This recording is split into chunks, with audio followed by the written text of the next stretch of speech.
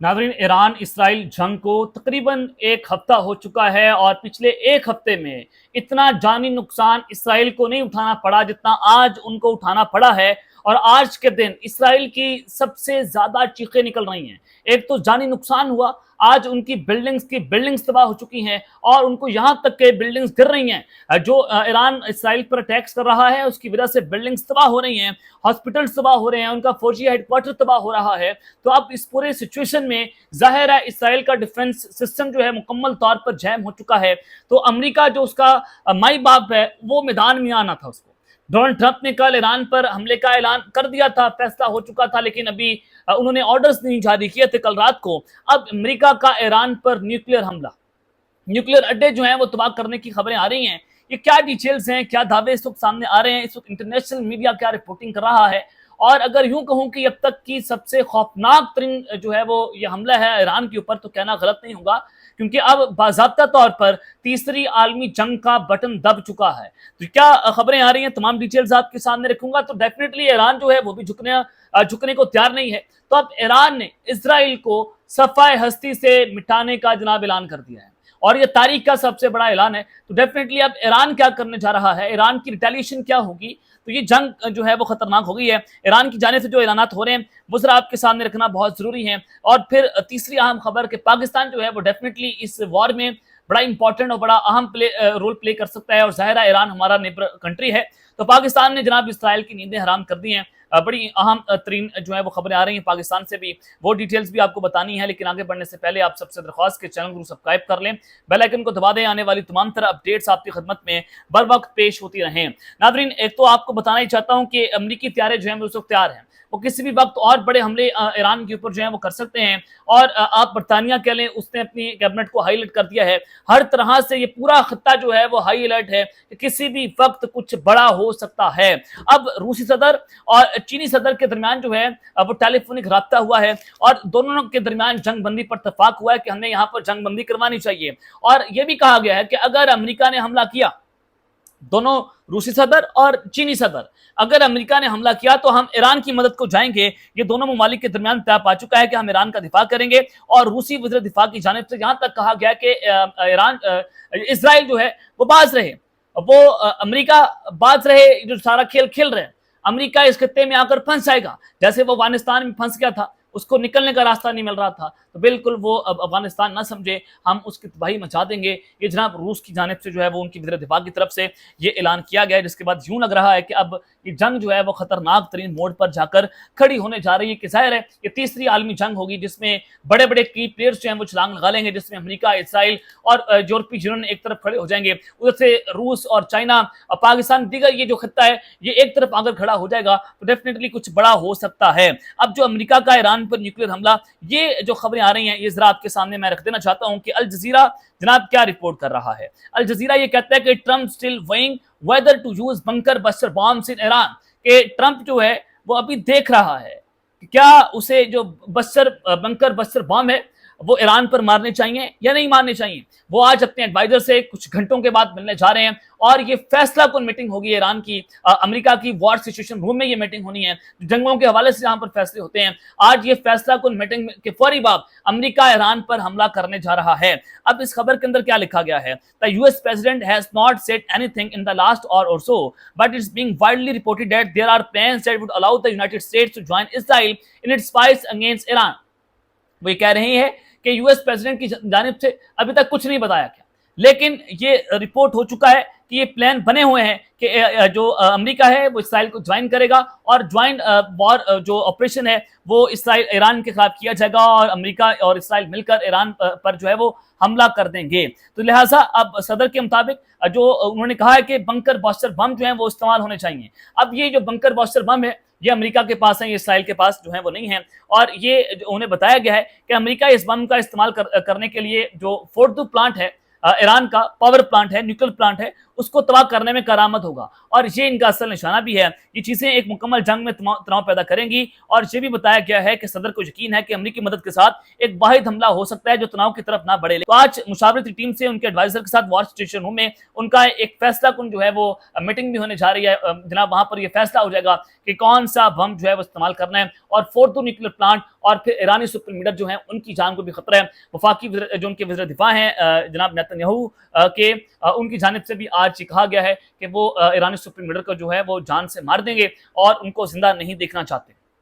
اب آپ اندازہ کریں کہ کس سچویشن پر جا کر بات کھڑی ہو گئی ہے۔ اب امریکی اخبار ہے نیو یارک ٹائم، اس میں جناب کچھ انکشافات کیے گئے ہیں، وہاں پر جو اسرائیل اور ایران کی جنگ کو جو پروفیشنل انٹرنیشنل جرنلسٹ ہیں وہ جس طرح سے اس کو دیکھ رہے ہیں۔ اب امریکی اخبار کیا کہتا ہے، اس میں تفصیلی رپورٹ میں انکشاف کیا گیا ہے کہ اگر امریکہ نے ایران کی زیر زمین جوہری تنصیبات اور فوردو پر حملہ کرنے کا فیصلہ کیا تو یہ ایک ایسا قدم ہوگا جس میں ہر موڑ پر سنگین خطرات موجود ہیں۔ اب یہ پلاننگ ہو رہی ہے کہ فوردو پاور پلانٹ جو زیر زمین ہے ایران کا، اگر یہ اس پر حملہ ہو گیا تو پھر خطرناک ترین صورتحال پیدا ہو جائے گی۔ رپورٹ کے مطابق امریکی فضائیہ کے B-52 بامبر طیارے زمین سے آدھا میل نیچے واقع فوردو تنصیب کو نشانہ بنانے کی بھرپور صلاحیت رکھتے ہیں، لیکن اس کے لیے 30,000 پاؤنڈ وزنی بم استعمال کرنا ہوگا، اور اس آپریشن میں کئی تکنیکی اور عسکری چیلنجز جو ہیں وہ درپیش بھی ہوں گے۔ اور اس کے علاوہ دیگر جرنلسٹ یہ لکھتے ہیں کہ اگرچہ یہ حملہ بظاہر ممکن نظر آتا ہے، لیکن اس کے بعد پیدا ہونے والی صورتحال زیادہ خطرناک ہو سکتی ہے، کیونکہ ایران پہلے ہی خبردار کر چکا ہے کہ اگر اس پر امریکی حملہ ہوا تو مشرق وسطیٰ میں امریکی اڈوں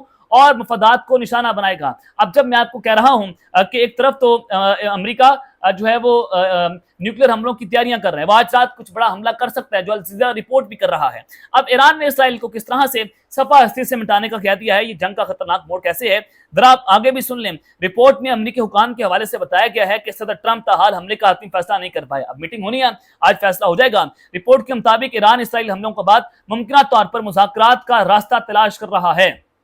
نیو یارک ٹائم لکھتا ہے کہ ایرانی حکام کی طرف سے عمان میں ایک سرکاری طیارے کی آمد بھی ہوئی، اور کل میں نے خبر بھی بریک کی کہ 3 طیارے جو ہیں وہاں پر گئے ہیں، تو اس کا مطلب یہ ہے کہ دوبارہ مذاکرات ہو سکتے ہیں، اور کل باضابطہ طور پر جو نیوکلیر ویپنز پر مذاکرات ہونے، جوہری پروگرام بھی مذاکرات ہونے ہیں یورپی یونین کے اور ایران کی، کل وہ بھی شروع ہو جائیں گے جنیوا میں۔ تاہم اگر امریکہ براہ راست مداخلت کرتا ہے اور فوردو تنصیب کو نشانہ بناتا ہے تو اس کے نتیجے میں جنگ کا دائرہ پھیلنے کا خطرہ ہے، جس میں امریکی فوجی اور شہری ہلاکتوں کا اندیشہ بھی شامل ہے۔ نیو یارک ٹائم نے یہ بھی لکھا ہے کہ سابق سفیر اور قومی سلامتی کونسل کے اراکین جو ہیں امریکہ کے، انہوں نے بتایا ہے کہ ایران ممکنہ طور پر امریکی شہریوں کو نشانہ بنائے گا، جس کے جواب میں امریکہ بھی مزید کارروائی پر مجبور ہو جائے گا، اور ایک بار پھر واشنگٹن کو رجیم چینج جیسی پالیسی کی طرف دھکیل دیا جائے گا جو اب امریکی عوام میں غیر معمول ہو چکی ہے۔ یہ جناب بہت بڑی اور خطرناک خبر ہے کہ اگر ایران نے امریکہ پر ریٹیلیٹ کیا، جو کہ امریکہ حملہ کرے گا، اور اگر امریکہ نے کر دیا تو پھر رجیم چینج آپریشن امریکہ ایک بار پھر سے کر دے گا، اور وہ کیا ہے کہ جیسے عمران خان صاحب نے رشیا کا دورہ کیا تھا اور آپ نے دیکھا کہ رشیا اور امریکہ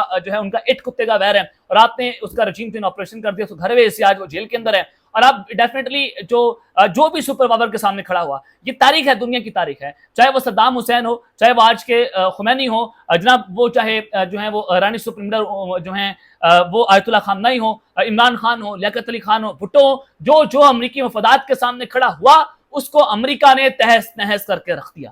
یہ تاریخ بتاتی ہے، اب بالکل اسی طرح سے ہو رہا ہے، اور رپورٹ میں ماضی کے تجربات جیسے شمالی کوریا اور عراق کا حوالہ دیتے ہوئے بتایا گیا ہے کہ جوہری پروگراموں کو صرف بمباری سے مکمل طور پر ختم کرنا ممکن نہیں ہے۔ اس کے برعکس ایسی کارروائیاں دشمن ممالک کو مزید خفیہ اور تیز ترین طریقے سے جوہری صلاحیت ختم کرنے پر آمادہ کر سکتی ہے۔ نیو یارک ٹائم کو کے مطابق امریکی صدر کو جلد فیصلہ کرنا پڑے گا کہ آیا اسرائیل کی حالیہ کارروائیاں ایران کے جوہری پروگرام کو روکنے کے لیے کافی ہیں، یا امریکہ کو براہ راست حملے کا خطرناک راستہ اختیار کرنا چاہیے۔ یہ اب آپ اندازہ کریں، آپ کو یہ پوری چیزیں واضح ہو گئی ہیں کہ جنگ کس طرف جائے گی۔ یہ نیوکلیر وار ہو گئی، ایران، اسرائیل اور جو امریکہ ہے وہ ایک دوسرے کے آمنے سامنے آ کر کھڑے ہو جائیں گے، تو جنگ کا خطرناک موڑ تو ہے۔ اب پاکستان کہاں پر کھڑا ہوا ہے؟ آج ہمارے وزیر دفاع جو ہیں انہوں نے ایران کو عسکری مدد فراہم کرنے کی تردید کرتے ہوئے کہا ہے کہ ایران کے ساتھ کوئی نئی فوجی تعاون نہیں ہوا۔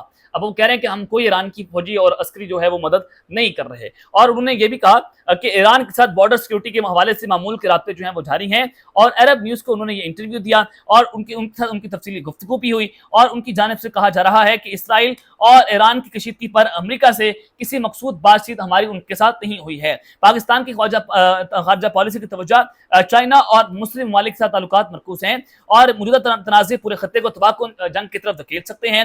इसलिए पाकिस्तान खत्ते के ममालिक को अमन के लिए मुतहरिक करने की कोशिश भी कर रहा है। अगर ईरान इसराइल तनाज़ा तूल पकड़ता है तो पाकिस्तान को अपनी सरहदी सिक्योरिटी पर ज्यादा तवज्जो देना होगी, क्योंकि पाकिस्तान की अव्वल तरजीह जो है वो अमन की कोशिशें हैं। उन्होंने खबरदार किया कि तसादम पड़ने की सूरत में आलमी तवानाई की सप्लाई भी मुतासिर हो सकती है, और उन्होंने कहा कि फिलहाल इसराइल से किसी फौरी खतरे का इम्कान नहीं है और पाकिस्तान के जरूरी तनसीबात मुकम्मल तौर पर महफूज और हिफाजती इंतजामात के तहत है। अब जो इसराइल ने कहा था कि हम इनका फौरी तनसीबात के ऊपर हमला कर सकते हैं, वो पाकिस्तान का टारगेट पर है, तो आज वज़ीर दिफा ने उनको जवाब दे दिया कि आप कुछ भी हमारा नहीं बिगाड़ सकते और पाकिस्तान अपनी जरूरी तनसीबात के तहफ़्फ़ुज़ पर मुकम्मल इत्मीनान रखता है। इसराइली वज़ीर आज़म नेतन्याहू के पाकिस्तान को ईरान से जोड़ने वाले बयान को मुस्तरद करते हुए उन्होंने कहा कि पाकिस्तान हर मुमकिन खतरे पर चौकन्ना है। ये उन्होंने कहा कि मुसल्लह अफवाज भारत के साथ हालिया झड़पों के बाद मुसलसल हाई अलर्ट पर हैं। हमारी फौजें जो हैं वो उन्होंने कह दिया कि हाई अलर्ट पर हैं। अब ईरान इसराइल जो है वो जो गिदड़ धपकियां मार रहे हैं, उनका जो है वो इस तरह से सिर्फ सोच सकते हैं, लेकिन उस प्लान को एग्जीक्यूट जो है वो नहीं कर सकते। ये जनाब पाकिस्तान की जो है वो पॉलिसीज जो है वाज़ेह हो गई हैं। अब तक रहते हैं, अपना ख्याल रखिएगा और इस अपने लाजमी है लखनऊ के बाद पाकिस्तान जिंदाबाद।